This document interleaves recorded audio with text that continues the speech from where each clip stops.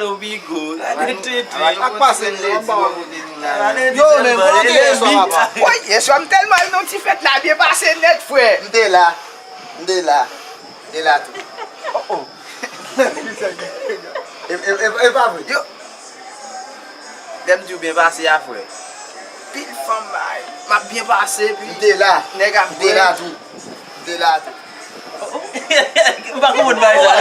Ba ko moun bay sa. Se dil te la. Non, on parle non. Sak pase men, sak pe explike sa krive nan fèt la. Me pa nan M'a bien passé dans fête là, moi m'a cherché m'ba. Mde la tout. E pa vre. Mde la tout. Mbe kontrol. Est-ce que monsieur était là?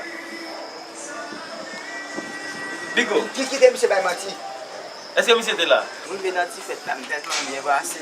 Même délai di dans ti fête là. Yo, mde la. Yon pou mwen tou. Mde la. Ou baka bay mati, ou baka... Ou e sou bat la vre. Bien passé. Bon gade ici, yo. Yo, se sa gen la. Non tete. Ose. Gasoline me moutou yon dan fou. Se pa de mwen.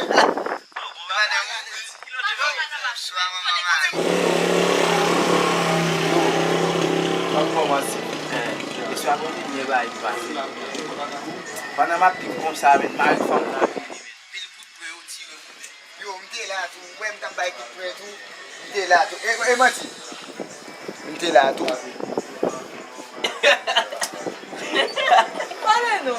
Apa nous là oui na. Ah, mais c'est bon fait. Ici, on va devoir parler pour la voix. On dit sérieux non ba do ma petit mais. Elle veut parler de nous, Yo. Ouais mais. Hier soir. Dernier bail qui me on est soit nèg yo ke bébé en flagellé. Merde. Ah, fwa sa mte rete ale papa.